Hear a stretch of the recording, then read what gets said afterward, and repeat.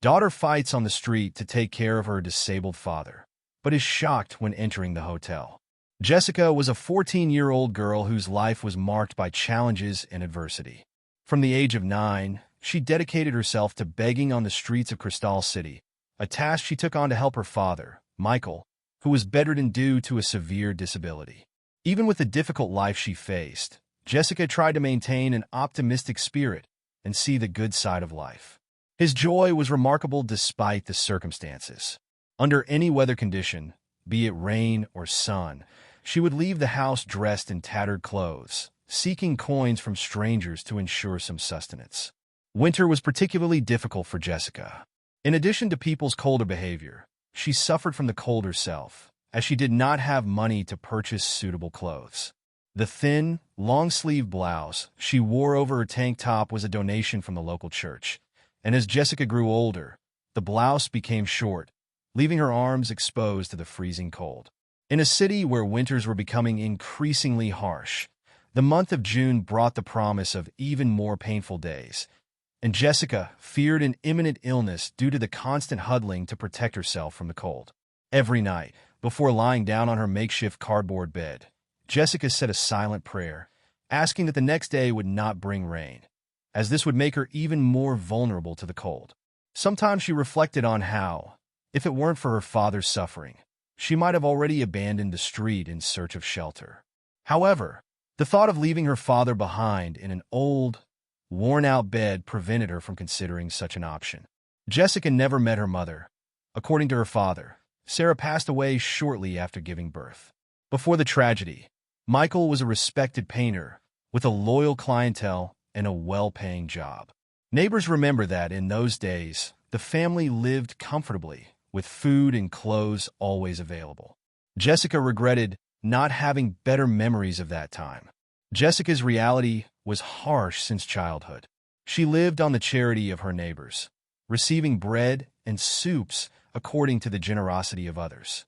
At age 9, with Michael's health deteriorating, she found herself alone, abandoned in a house she shared with a father now unable to work. Michael's illness, which suddenly confined him to his bed, brought a new level of despair to Jessica. Despite his lack of resources, Michael did not seek adequate medical help, claiming he only needed painkillers to cope with the pain. In a moment of desperation, Michael made the difficult decision to send Jessica to beg. He instructed her to look for places with a lot of people, instructing her to keep her face dirty and a hungry expression to arouse compassion. Jessica followed these instructions without question, driven by the desire to provide for both of them. The money obtained was used to buy food, keep Michael warm in winter, and purchase basic medicines. These medications were administered by a neighbor, and Jessica never questioned the nature of these medications or the absence of a prescription. Even facing her father's constant contempt, Jessica loved him deeply and didn't want anything bad to happen to him. Every day, she woke up early, applied some cold water to her face, and went out into the streets in search of alms. Her thin appearance and agility helped her avoid accidents, but sometimes she was misunderstood and almost suffered attacks. Police once approached her, but a local security guard defended her, ensuring she had some level of protection on the street corner she asked for. Michael had warned Jessica to avoid begging in front of a luxury hotel, fearing she would be arrested due to heavy policing in that area. However, when the alms on the usual street corners became insufficient, Jessica decided to explore new collection points. She learned from a security guard friend that she could find more generosity near the hotel as long as she kept a safe distance from the entrance. Upon moving to the new location, Jessica discovered that the hotel guests were much more generous. In just a few days, she raised more coins than in her previous areas of activity. When he returned home with a larger amount, Michael noticed the difference and questioned his daughter. Jessica, fearing her father's reaction, lied about the change of location, claiming that people were more generous on that new corner, which was not entirely false, but omitted the truth about her strategic change. The days progressed, and Jessica transformed the hotel's surroundings into her usual place to beg. With the money he managed to raise, he could now attend the fair and purchase quality food, leaving behind the simple and unsatisfactory cheapo. This change meant a great improvement for his father's health. Even after a long day of effort, when she returned home exhausted and often chilled by the cold, Jessica went to the stove, preparing the meal with dedication. The warmth of the kitchen was a welcome relief, and a small pan on the stove kept the food ready. A neighbor, the same one who used to take medications for Jessica's father, visited his house to serve Michael while Jessica continued to beg on the street. One morning, when the temperature was below freezing, Jessica was surprised by the kindness of a young girl, 12-year-old Amanda, who was leaving the hotel wrapped in a warm coat. Amanda saw Jessica, who looked to be almost the same age, shivering from the cold, and a pang in her heart led her to take a generous action. She took off one of the coats she was wearing and offered it to Jessica. In a moment of desperation, Jessica stretched out her hand, unable to get up from the ground, and could hardly believe the gesture. With a shaking hand, she asked if Amanda was really sure about her decision. The girl's answer was a simple yes. Jessica felt immense joy, thrilled to think that there were still good people in the world. However, he worried about the possible consequences for Amanda, imagining that she might be punished by her parents for giving away an apparently expensive coat. Amanda laughed and replied that her mother, Alessandra, always encouraged generosity and didn't mind spending money on new coats. Alessandra was also not a mother who was opposed to giving her daughter new things. The two girls' conversation was interrupted when Alessandra, Amanda's mother, appeared. She walked over to Jessica, and upon seeing the coat her daughter had given her, she looked at Amanda with visible pride. Alessandra, with a smile, asked Jessica if she had already eaten that day. With shame, Jessica confessed that she hadn't eaten for a day and a half, as she had reserved what little soup she had to ensure that her father could eat well. The growl of her stomach made it clear how hungry she was.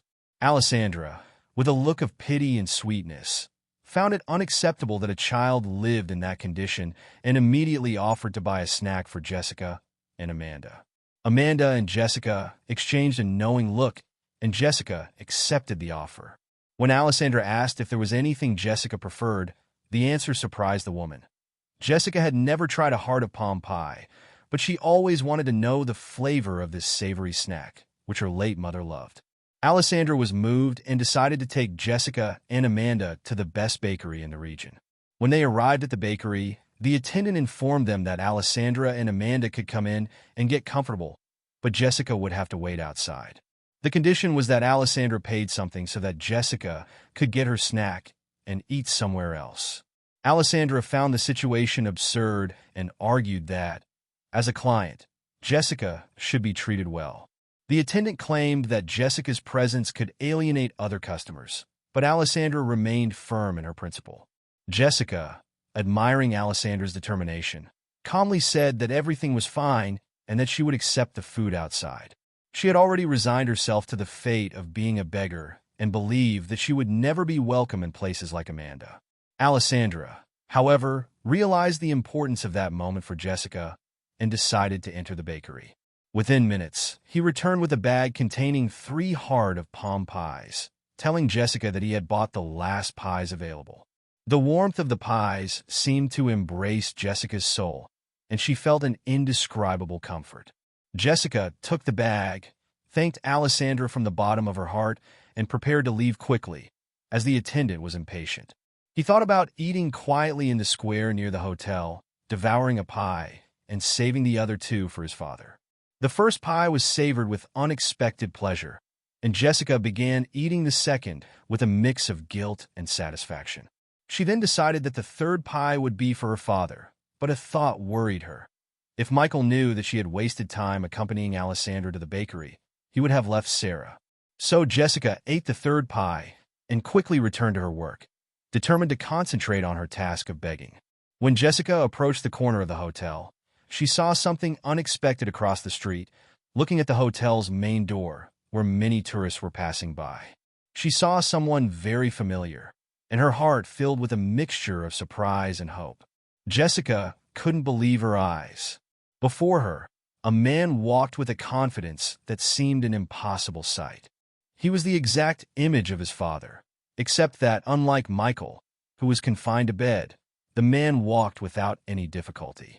Jessica stared in disbelief at the hotel door in front of her. unable to process what her eyes were showing her. It was unbelievable how much this man looked like his father. But what could he be doing here, standing there in a reasonable suit, walking into a hotel? Jessica's mind began to spin, and an involuntary laugh escaped her lips. It was a nervous laugh, caused by surprise and confusion. She convinced herself that she might just be imagining things. Perhaps it had been a hallucination caused by the 3 hot pies he had eaten at once. Although it was strange, as hallucinations were usually associated with hunger, her belly was full, and yet she seemed to see things that clearly weren't there. Certain that what she saw was not real, Jessica continued her journey, begging throughout the afternoon. The man who looked like his father never left the hotel, which only reinforced the idea that everything was just an illusion. At the end of the day, Jessica had reason to feel a little better. She had gotten a warm coat, met nice people, and eaten a heart of palm pie for the first time. Furthermore, he managed to save a reasonable amount of money to buy food for his father. This helped ease the guilt of devouring all 3 pies. However, he knew that his father complained about Jessica's lost time and would be displeased to see that the food reminded her of her mother, Sarah, who was tired but still happy.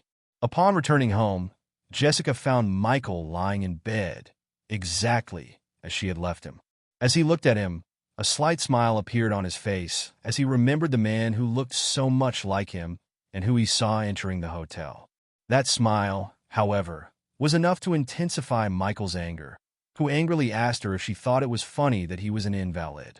With tears in her eyes, Jessica tried to explain that she wasn't making fun, just remembering something funny that had happened during the day. Michael, even more so Ir Serrato, noticed the coat Jessica was wearing and questioned where she got it. Afraid of being scolded, Jessica timidly explained that a woman who was donating clothes to a church had given her the coat. If she told him about the interaction with Amanda and Alessandra, the man would be even more enraged. Michael, with a stern expression, said that the coat looked like it belonged to a rich person and suggested that Jessica should sell it to get good money. Jessica, however, insisted that she could not sell the kind lady's gift. Michael's anger boiled over, and he slapped Jessica hard across the face, causing tears to well up not just from the physical pain, but from the sadness of being mistreated by her father. He declared that she must obey all his orders, and that if he told her to sell the coat, that was what she must do. Michael added that Jessica was ungrateful, and she agreed, promising to find a way to sell the coat the next day. He just asked to sleep with him that night, as it was very cold and he was afraid of getting sick. Michael, with a tone of sarcasm, allowed her to wear the coat, saying that begging was not a formal job and that there was no point in trying to use that as an excuse not to go out. Jessica, with a forced smile, accepted permission and ran to the stove, preparing more soup with the fresh vegetables she had bought at the market. The rest of the money was given to Michael so he could pay for his medicine. When her father commented discouragedly that the soup was becoming repetitive and boring, Jessica wished she could prepare more varied dishes, but the budget was insufficient.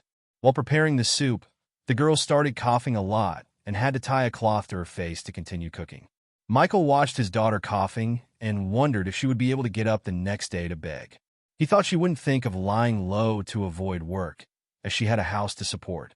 The next day, even with a high fever and persistent cough, Jessica got up early and fed her father some soup before getting ready to leave. Michael, before she left, reminded her to try to sell the coat, emphasizing that she should take the piece off to offer it to passersby, as, being a good piece, it would be easy to find someone interested. Conforming to the idea that she couldn't keep her coat on, Jessica took off her blouse before leaving and carried it to the bus stop to go to the most remote neighborhoods of Crystal City. At the bus stop, a neighbor named Amanda noticed the girl shivering from the cold and, seeing the coat in Jessica's hands, told her to put it on. Jessica explained that her father wanted her to sell the item to raise money, but Amanda insisted that from his bed, Michael couldn't see that she was wearing the coat. She advised Jessica not to sell the blouse and to say that she found no buyers, suggesting that Michael did not deserve the piece, and that, if she got worse from the flu, she would not be able to ask for alms. Jessica agreed to wear the coat to protect herself from the cold, but stated that she would not lie to her father, even with all his faults. Amanda laughed, calling Jessica the most naive person she knew. The bus arrived and Jessica left for her workstation. The day went well. She got good contributions. And, at the same time as the previous day, she again saw the man who looked like her father entering the hotel. Confused, Jessica began to think that perhaps it was a vision brought on by the fever.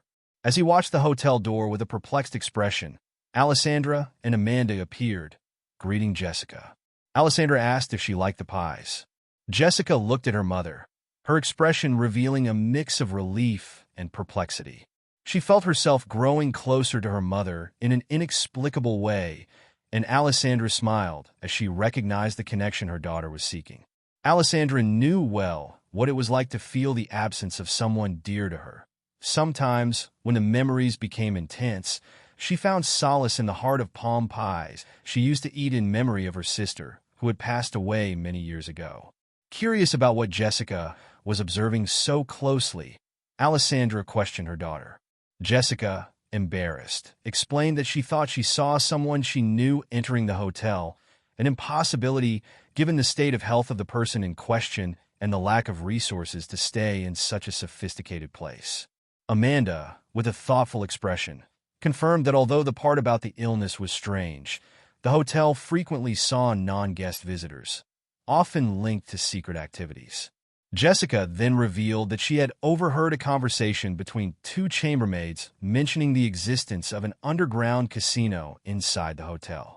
Alessandra was stunned by the revelation and warned Amanda about the seriousness of making up stories, but Jessica insisted on the veracity of what she had heard. She explained that the hotel operated as a front for gambling, an activity prohibited by law and, therefore, clandestine. The mention of a possible gambling addiction in her father's past, which had contributed to Sarah's illness, made Alessandra ponder the seriousness of the situation. The idea that his father might be involved with an underground casino was disturbing. To help Jessica find answers, Alessandra decided to help her get into the hotel and look for the man she believed she saw. Jessica accepted the help, excited by the opportunity to see if the man she had seen was really her father. Alessandra instructed her to hide behind Amanda, so as not to attract the doorman's attention, and Jessica, with a coat and tied-up hair, looked like a friend of Amanda's. Taking advantage of a moment of movement in the lobby, Alessandra and Amanda entered the hotel with Jessica. Once in the room, Alessandra suggested that Jessica change into Amanda's clothes to pose as a guest.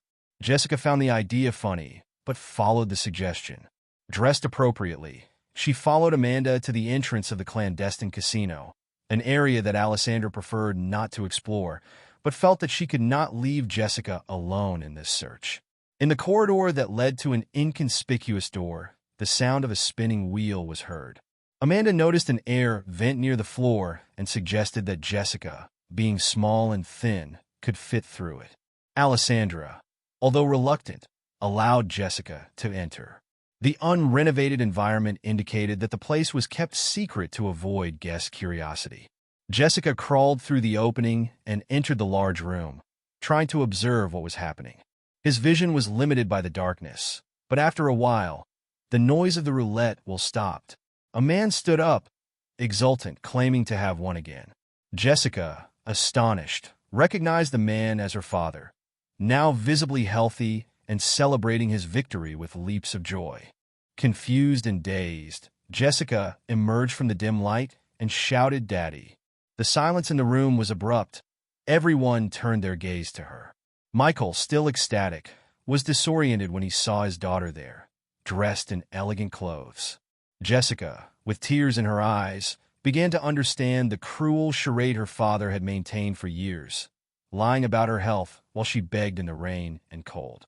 Jessica, distressed and beginning to cough nervously, asked her father how he could lie like that, knowing the difficulties she was facing. The other players, curious, asked about the girl's identity. Jessica, her voice shaking, revealed that she was the daughter of the man responsible for the death of her mother, Sarah. Jessica always loved him unconditionally, but her life became increasingly difficult due to Michael's constant drinking and gambling addiction. Since she was little, Jessica knew that her father liked games, but she never imagined the extent of his addiction. The revelation came when it was discovered that he frequented an underground casino. a tall and imposing man, upon learning of the situation, expressed his indignation to Michael, pointing out that, despite his own fondness for the game, he did not approve of such harmful behavior, especially with his daughter involved. Michael, pressured by the situation and afraid of facing the man's fury, decided to tell the truth. He revealed that, years ago, he had fallen ill, but his illness was not serious. After a few days, he was completely recovered and ready to resume his activities. However, he saw an opportunity to manipulate the situation in his favor. He thought that if Jessica believed he was seriously ill, she would feel obligated to work to support him. The idea came up for her daughter to beg, believing that it would be easy for a child like Jessica to move rich people to get money. Initially, Michael planned to have Jessica only beg until he could take a vacation. However, when he saw that the girl adapted to the heavy routine of begging and taking care of the house, he began to see the situation with different eyes and got used to the idea. One of his neighbors, Joshua, told him about the underground casino, and Michael decided it was best to keep Jessica under the illusion that he needed medication. Convinced of the seriousness of the situation, Jessica worked even harder, while Michael used the money to frequent the casino. Although he occasionally earned money, he never earned enough to abandon the clandestine life. One day, Jessica asked her father what he would do if he won a large amount of money. Michael replied that he would disappear. Upon hearing this, Jessica burst into tears, realizing that her life had been a lie. The pain of discovering that her father, in addition to not loving her, was a liar addicted to games was devastating. When Jessica tried to leave the casino, the arrival of the police surprised her. Alessandra, worried about Jessica, had called the police as the casino was illegal. However, Jessica was even more shocked when Alessandra saw Michael and her expression changed to anger. Alessandra pointed out to him, saying that she had finally found the man responsible for her sister's death. Jessica froze when she heard Alessandra and saw a police officer trying to stop her from approaching Michael. The hatred in Alessandra's eyes was evident. When Michael was handcuffed and taken away, Jessica ran to Alessandra and hugged her, thinking she was thanking her for calling the police. But looking into Alessandra's eyes, Jessica revealed, "I'm that man's daughter, his sister Sarah's daughter." Alessandra was stunned. He had never known that Sarah had a daughter. After Sarah's marriage to Michael, she became estranged from her family, who had tried to warn her about her husband's character. Alessandra had only found out about Sarah's death through the obituary, and the grief over her sister's passing was immense. At the wake, he only found Michael, and after a brief conversation, he understood that it was the sadness caused by him that led Sarah to her death. Discovering Jessica as a niece brought a new perspective to Alessandra. She realized that Sarah had a closer family than she imagined. Jessica's sadness at discovering her father's lies was softened by the joy of finding a loving, supportive family.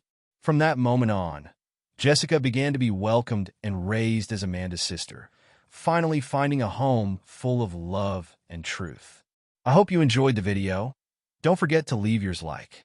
Your support makes all the difference and helps us continue to bring you more amazing content. Do you have any opinions, questions, or suggestions? Leave a comment here below. I love reading and responding to what you have to say. And if you are not yet subscribed to the channel, subscribe now and activate the bell so you don't miss any news. We have new videos every day, and you won't want to miss out. Thanks for watching. See you in the next video.